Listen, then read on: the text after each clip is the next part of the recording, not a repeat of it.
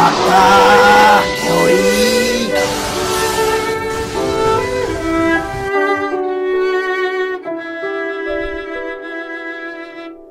Halo teman-teman kos-kosan, gimana kabar kalian? Baik-baik saja kan? Sudah lama Abdi Kos tidak menggunakan intro fakta dan teori tersebut. Dan ya, di video kali ini Abdi Kos akan membahas fakta dan teori menarik mengenai yokai utama di series Dan Dadan, yaitu Nenek Turbo. Setelah menonton series ini, Abdi Kos mengira Nenek Turbo adalah yokai fiktif yang dibuat-buat untuk keperluan series Dan Dadan. Berbeda dengan Sukuna yang memang ada legendanya di dunia nyata, baik itu legenda masa lalu atau legenda modern aka urban legend. Namun ya, setelah Abdi Kos iseng cari di internet, ternyata Nenek Turbo bukan 100% karakter fiksi yang imajinatif, tapi dia berasal dari urban legend masyarakat Jepang. Yuk langsung aja kita bahas fakta dan teori urban legend dari Nenek Turbo. Check out, check it bro.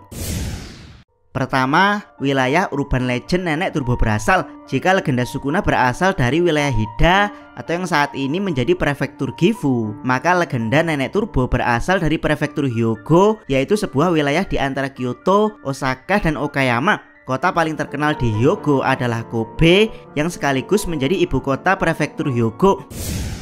Kedua, cerita urban Nenek Turbo. Karena banyak cerita Nenek Turbo yang beredar, Abdi Kos akan coba rangkum hingga jadi yang paling seram. Diceritakan ada seorang pengendara mobil yang melewati jalanan di pegunungan Hyogo pada malam hari, tepatnya di pegunungan Rokosan di kota Kobe. Karena jalanan pegunungan sepi, pengendara tersebut memacu kendaraannya hingga 80 km per jam. Namun alangkah terkejutnya sang pengendara saat ada seorang nenek tua berlari menyalip mobilnya hingga nenek tersebut masuk ke dalam terowongan. Si pengendara yang penasaran kemudian memacu mobilnya dengan lebih kencang ke dalam terowongan. Namun si pengendara tidak menemukan nenek pelari tersebut. Dia pun merinding dan memacu mobilnya lebih kencang di dalam terowongan hingga di kecepatan 100 km per jam. Di kecepatan inilah si pengendara mulai merasakan ada yang mengikuti di belakang mobilnya. Tapi ketika melihat ke kaca spion tengah, si pengendara tidak melihat sosok yang mengikutinya. Hingga tiba-tiba suara kaca belakang si pengendara berbunyi, terasa seperti ada yang mengetuk. Si pengendara pun kehilangan fokus dan menoleh ke belakang secara langsung. Dari sinilah Nenek Turbo muncul dengan kecepatan 100 km per jam mengikuti tepat di belakang mobil sambil menggedor kaca belakang. Sang pengendara yang fokus melihat ke belakang mengalami kecelakaan hebat. Dia terjatuh ke dasar jurang namun masih hidup meski lukanya sangat parah. Dalam keadaan setengah tersadar inilah si pengendara mengetahui bahwa nenek tersebut mendatanginya sambil mengenakan baju kimono disertai rambut berwarna putih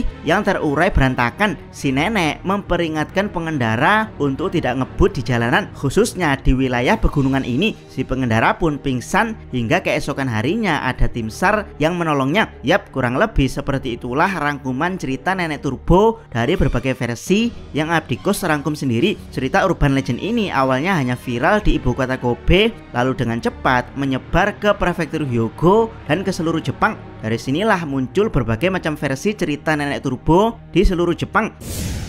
Ketiga, variasi penampakan Nenek Turbo. Yap, setelah urban legend Nenek Turbo viral, banyak cerita-cerita dari masyarakat Jepang yang dihubungkan dengan kemunculan Nenek Turbo. Di Hokkaido, penampakan Nenek Turbo dikatakan punya kecepatan yang bervariasi, dimulai dari 40 km per jam, kemudian naik 60 km per jam, naik lagi jadi 80 km per jam, 100 km per jam, hingga yang paling cepat adalah 120 km per jam. Penampakan Nenek Turbo di Hokkaido dijadikan landasan batas kecepatan saat mobil berjalan. Intinya jangan melebihi kecepatan Nenek Turbo. Jadi misalkan batas kecepatan berkendara di jalanan tersebut adalah 80 km per jam. Jika kalian ngeyel ngebut melebihi 80 km per jam, maka Nenek Turbo akan menyalip dan mengutuk kalian. Untuk menghindari kutukan Nenek Turbo, kalian harus menyetir di belakangnya atau di sampingnya, alias di kecepatan yang sama. Dan ya, kalau variasi Nenek Turbo yang ini Abdi Kos rasa bermanfaat banget untuk menggantikan tugas polisi lalu lintas. Tapi siapa sangka penampakan Nenek Turbo yang maksimal 120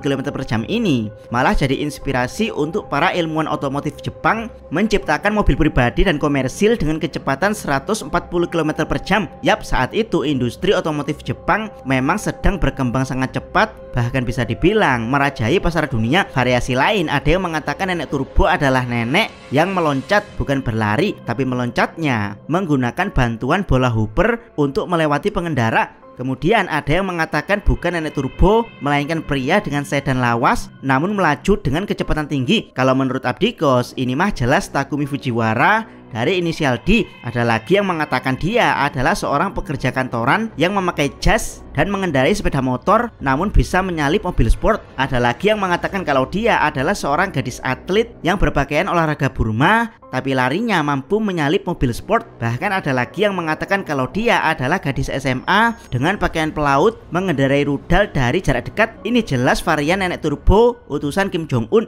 Dari semua variasi nenek turbo yang ngaco, yang paling dipercaya masyarakat Jepang adalah nenek tua yang berlari biasa alias tanpa mengendarai apapun tapi mempunyai kecepatan yang luar biasa.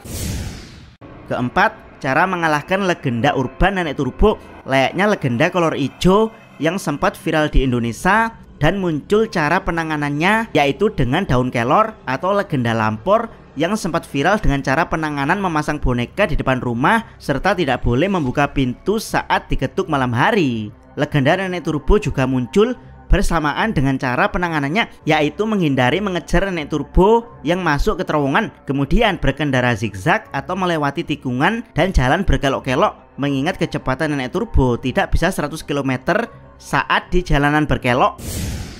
Kelima, adaptasi nenek turbo di budaya pop culture. Meskipun nenek turbo baru viral setelah anime dan dadan dirilis, tapi nenek turbo sebenarnya sudah pernah muncul di budaya pop culture yang lain, seperti di manga Jigoku Sensei Nube, bahkan mendapat kehormatan untuk muncul di sampul belakang kumpulan cerita pendek Junji Ito. Bukan hanya manga dan karya klasik, nenek turbo juga muncul dalam video game Shin Megami Tensei Devil Summoner Soul Hacker. Dia muncul sebagai iblis bernama Monster Turbo Granny. Jadi nenek turbo di video game ini masuk kategori ras monster, bukan yokai. Ras monster sendiri adalah versi iblis, para makhluk aneh dari legenda urban seperti Red Cloak dan Kashima Reiko. Jadi dalam video game ini nenek turbo menunjukkan banyak perbedaan dari versi aslinya, seperti berlari tanpa alas kaki, berlari tengkurap, atau berjalan dengan keempat kakinya. Barulah kemudian karakter nenek turbo disempurnakan dan muncul kembali di Shin Megami Tensei 5 Vengeance. Di sini rasnya diubah menjadi geisha, meski masih terlihat seperti ras monster. Tapi nenek turbo punya sifat seperti nenek tua tetangga yang baik pada sang protagonis. Hal ini langsung mengejutkan fandom game Megami Tensei di Jepang. Dan terakhir, nenek turbo bukan hanya muncul